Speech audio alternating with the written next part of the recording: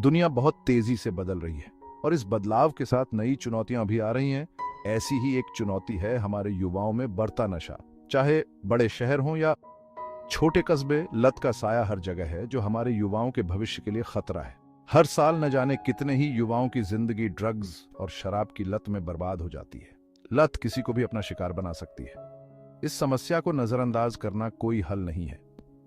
इस समस्या को समझकर और साथ मिलकर काम करके हम अपने युवाओं को आज की दुनिया की चुनौतियों से निपटने और सही चुनाव करने के लिए जरूरी मदद और मार्गदर्शन दे सकते हैं। इस समस्या से लड़ने के लिए यह समझना बहुत जरूरी है कि नौजवान ड्रग्स का सेवन क्यों शुरू करते हैं। अक्सर यह कोई एक कारण नहीं होता, बल्कि कई कारण होते हैं जो मिलकर किसी व्यक्ति को इस रास्ते पर धकेल देते हैं। एक बड़ा कारण है दोस्तों का दबाव। ऐसे दोस्तों के बीच जहां ड्रग्स लेना आम बात हो, वहां नौजवान दबाव में आकर ड्रग्स लेना शुरू कर देते हैं। मानसिक स्वास्थ्य भी एक बड़ा कारण है। बहुत से नौजवान जो चिंता, डिप्रेशन या किसी सदमे से जूझ रहे होते हैं, वो ड्रग्स को अपने गम भुलाने का सहारा मानते हैं। यह समझना बहुत जरूरी है कि लत कमजोरी नहीं है, बल्कि यह शारीरिक, मानसिक और सामाजिक कारणों का मिला-जुला रूप है।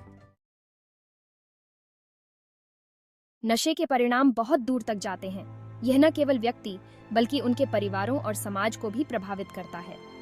नशीले पदार्थों के सेवन से लीवर खराब होना, दिल की बीमारी और सांस की तकलीफ जैसी कई स्वास्थ्य समस्याएं हो सकती हैं। व्यक्तिगत नुकसान के अलावा नशीले पदार्थों के सेवन के गंभीर सामाजिक परिणाम भी होते हैं। इससे रिश्तों में दरार आ सकती है, नौकरी जा सकती है, आर्थिक तंगी आ सकती है और आपराधिक गतिविधियों में शामिल होने का खतरा बढ़ सकता है। इस समस्या से निपटने के लिए एक व्यापक दृष्टिकोण की आवश्यकता है जो मादक द्रव्यों के सेवन के व्यक्तिगत और सामाजिक दोनों तरह के प्रभावों पर विचार करे। भाग 4, संकट का सामना, सरकारी पहल और नीतियां। दुनिया भर में सरकारें युवाओं में नशीली दवाओं की लत के संकट की गंभीरता को पहचान रही हैं और इससे निपटने के लिए विभिन्न पहल और नीतियां लागू कर रही हैं। ये प्रयास अक्सर एक बहुआयामी दृष्टिकोण पर केंद्रित होते हैं जो रोकथाम, उपचार और कानून प्रवर्तन को जोड़ती है। एक महत्वपूर्ण पहलू रोकथाम कार्यक्रमों में निवेश करना है, जिसका उद्देश्य युवाओं को मादक द्रव्यों के सेवन के खतरों के बारे में शिक्षित करना है। एक और आवश्यक तत्व उपचार और पुनर्प्राप्ति सेवाओं तक पहुंच का विस्तार करना है।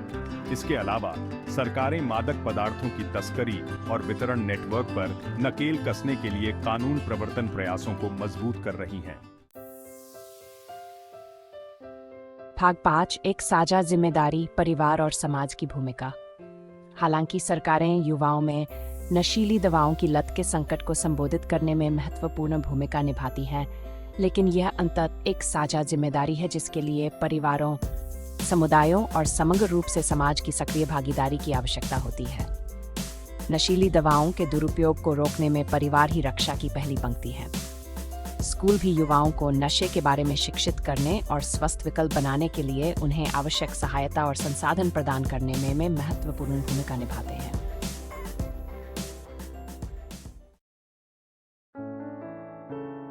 भाग 6, एक उज्जवल भविष्य की ओर, आशा, शिक्षा और समर्थन।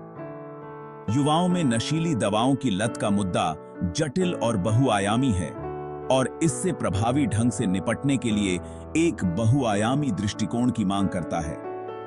शिक्षा, रोकथाम, उपचार और सहायता पर ध्यान केंद्रित करके हम नशे से जूझ रहे युवाओं के जीवन में बदलाव ला सकते हैं। शिक्षा सर्वोपरि है। रोकथाम कार्यक्रम जो मैथुन तंत्र सिखाते हैं, लचीलापन बनाते हैं और स्वस्थ जीवन शैली विकल्पों को बढ़ावा देते हैं, नशीली दवाओं के दुरुपयोग को शुरू होने से पहले रोकने में महत्वपूर्ण है। अंततः युवाओं में नशीली दवाओं की लत को संबोधित करने के लिए सामूहिक प्रयास की आवश्यकता है। हमारे देश का उज्जवल भविष्य युवाओं पर टिका होता है। अगर हमारे देश की युवा पीढ़ी गलत रास्ते पर जाने लगे तो निश्चित ही उनका भविष्य अंधकार की ओर चला जाता है। शराब पीने के बाद इंसान अपना अपना मानसिक संतुलन खो बैठता है, जिस कारण वह अपने आप को काबू में नहीं कर पाता है और शराब पीकर वह गाली गलौज देता है, मारपीट करता है, लड़ाई झगड़े करता है, अपशब्द बोलता है, घर पर क्लेश करता है और महिलाओं पर अत्याचार करता है, जबकि यह सरासर जुल्म की श्रेणी पर आता है।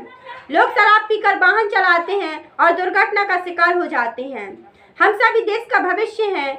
हमें शराब जैसी चीज को शौक के रूप में प्रयोग नहीं करना चाहिए। हमें जितना हो सके शराब से दूर रहना चाहिए और ज़्यादातर युवाओं को जागरूक करना चाहिए। अगर हमें एक मजबूत राज्य का निर्माण करना है तो हमें शराब जैसी चीज को जड़ से फेंकने की ज़रूरत है, जिससे दूसरे राज्यों की तरह ही हमारा मध्य प्रदेश राज्य में शराबबंदी हो सके और हमारा राज्य विकास की ओर उन्मुख हो सके। शराब पर मुझे दो पंक्तियां याद आती हैं। शराब करता है खराब, शराब करता है खराब, मिलकर करो इसका बहिष्कार, मिलकर करो इसका बहिष्कार। जय हिंद साथियों, मेरा नाम प्रियंका विश्वकर्मा है। मैं श्री जगतगुरु शंकराचार्य महाविद्यालय श्रीनगर के प्रथम वर्ष की छात्रा हूँ। मैं राष्ट्रीय सेवा योजना की स्वयं सेविका हूँ। इसी के साथ मैं अपनी वाणी को विराम देती हूँ। जय हिंद, जय भारत।